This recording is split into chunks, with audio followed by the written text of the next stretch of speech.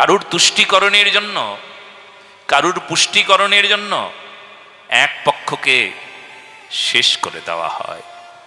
ধর্মপক্ষের বা সত্যপক্ষের পাশে দাঁড়ানো হয় না কারুর তুষ্টিকরণ পুষ্টিকরণের জন্য। এটা সবচাইতে বেশি আমাদের সমাজে এর প্রভাব পড়ে। এই লোকটা আমার দলের, তাই এই লোকটাকে আমি একটা ঘর দিয়েছি, এই লোকটা আমার দলের। এক পক্ষ বলছে ওই লোকটার তো ঘর ছিল গো, এই লোকটা তো গরিব না, তুমি কেন ঘর দিলে? বলে হ্যাঁ, এই লোকটা গরিব না, কিন্তু আমার দলের লোক, কাজ হয় এর দ্বারা, এই জন্য একটা ঘর, আরেকটা ঘর দিয়েছি। আচ্ছা, এই লোকটা খুব গরিব না, এই যে এই লোকটা, এনাকে একটা ঘর দিলে হয় না? একটা গৃহ দান করো এই লোকটাকে, এই লোকটা খুব গরিব। বলে হ্যাঁ জানি, আমরা সংবাদ পেয়েছি এই লোকটা খুব গরিব, কিন্তু একটা সমস্যা আছে। বলে কি? এই লোকটা তো আমার দলের না, তাই এই লোকটাকে ঘর দেওয়া যাবে না।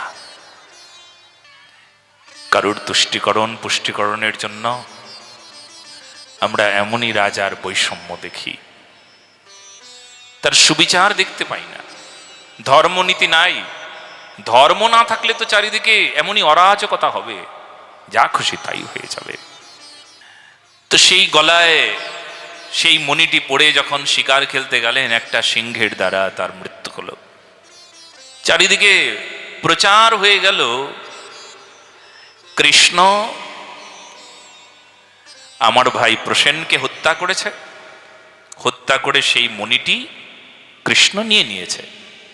মানে যে মণি আমার কাছে কৃষ্ণ চাইতে এসেছিল, সেই মণিটি আমি দিই নাই, আর আমার ভাইকে দিয়েছিলাম, ভাইকে মেরে ভাইকে হত্যা করে সেই মণিটি কৃষ্ণ নিয়ে নিয়েছে।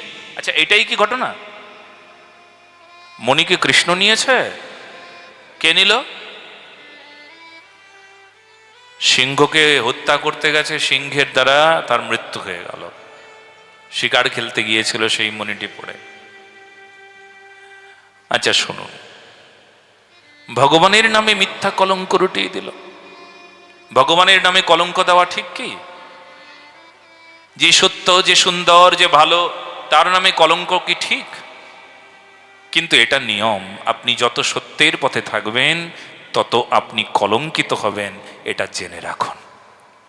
আপনি যদি ধর্মের পথে থাকেন, আপনি যদি সমাজের উপকার করতে যান, তবে আপনার বিরুদ্ধে আপনাকে যদি 1 কোটি মানুষ মানে, তবে অন্ততপক্ষে আপনি ধরে নিন সেখানে 25 লাখ, 1 কোটি মানছে, 25 লাখ আপনার বিরুদ্ধে থাকবে।